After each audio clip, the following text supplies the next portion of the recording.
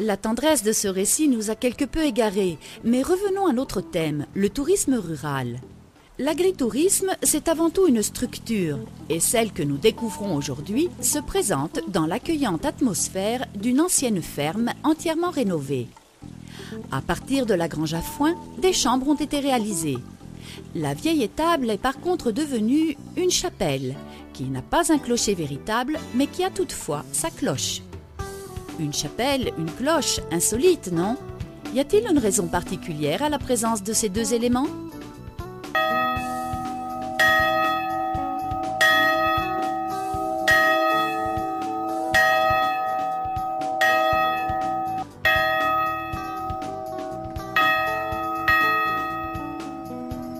Allora, la campana suona per tutti quelli di questo qua paese, ma anche di queste persone che piace, diciamo, la campagna e soprattutto anche un po' di fede. È collegata un po' anche alla fede, alla nostra cappella qua che abbiamo, poi anche alle persone che ogni tanto la visitano. La settimana scorsa c'era anche una suora di Canada, figuriamoci. E niente, praticamente un po' al ricordo del vecchio monastero che è stato qua probabilmente intorno al 1600. Speriamo che resiste ancora. De surprise en surprise, il en est une autre qu'à travers les images, nous avons déjà perçue. La maîtresse des lieux, au moment du petit déjeuner, tient à recevoir ses hôtes en costume. C'est mon invention, pourquoi c'est le costume de tout le village, de tout le pays, campagne, que c'est la jupe et c'est le chemisier comme tous les pays de le monde. C'est le vêtement, pour moi, traditionnel, c'est plus joli comme on voit et c'est plus joli. Pourquoi? C'est différent comme aujourd'hui, toutes les personnes de tout le monde, c'est égal. Et le traditionnel, c'est plus comme on voit. Alors, c'est l'atmosphère, le matin, c'est différent. Atmosphère, c'est bien le mot pour définir un des principaux atouts d'un agritourisme. Et ce n'est pas seulement le costume que porte gracieusement Monika Stoltsova qui contribue à créer une atmosphère campagnarde chaleureuse. Un costume qui d'ailleurs rappelle exactement les tissus d'ameublement, double rideau, lampadaire, couvre-lit. Pas étonnant, c'est notre hôtesse elle-même qui a tout réalisé entièrement à la main.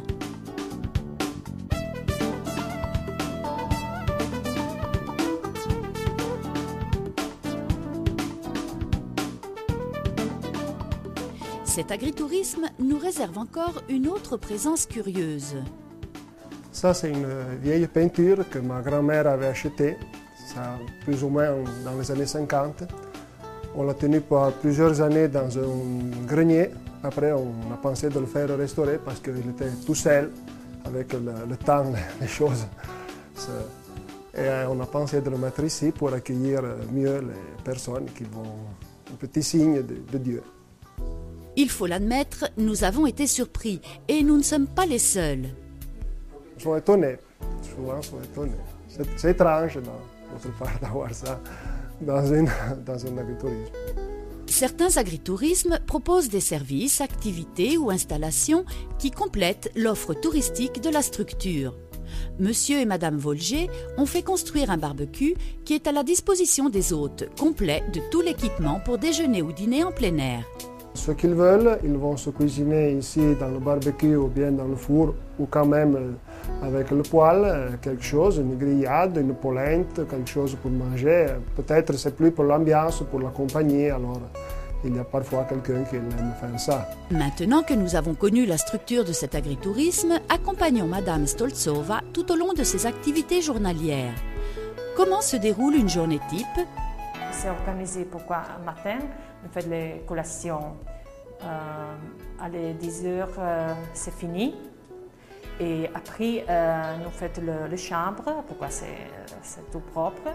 Et après, je fais le déjeuner pour la famille, pour les personnes qui vivent ensemble avec moi.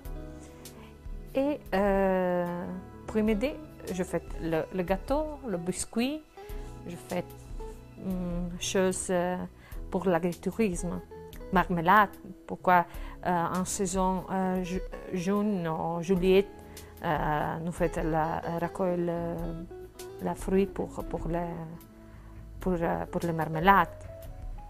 Et après, c'est 5 heures, 6 heures après-midi. Et les gens qui arrivent, qui repartent, et alors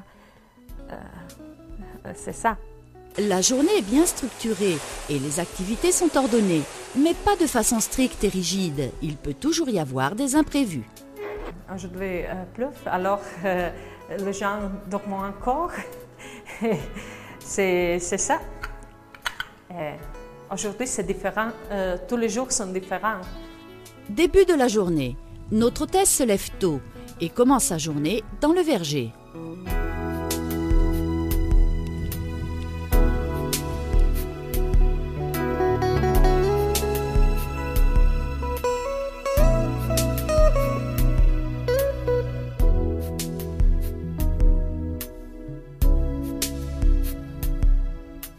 Mon journée, c'est commençant les 6 heures le matin, pourquoi je me lève. Et après, première chose que je fais, c'est la récolter la perche ou la fruits frais pour la petit déjeuner. Puis viennent les petits déjeuners. C'est là que le couple Volger propose les produits qu'il cultive, ou plus exactement, Madame propose les produits que Monsieur cultive, car entre agriculture et agritourisme, il y a beaucoup de travail et il faut se répartir les tâches. Bien sûr, elle s'occupe de l'accueil, du bien-être des clients. Moi, je m'occupe en prévalence de l'agriculture, parce que se mélanger par les choses, c'est un petit peu comme ça. Alors, on s'est partagé le devoir et le plaisir. Alors, que cultive Monsieur Volger? La plupart, on a de la vigne, mais bien sûr, pour l'agritourisme, on produit surtout les fruits de l'été. Alors, on parle de perches, d'abricots, de prunes.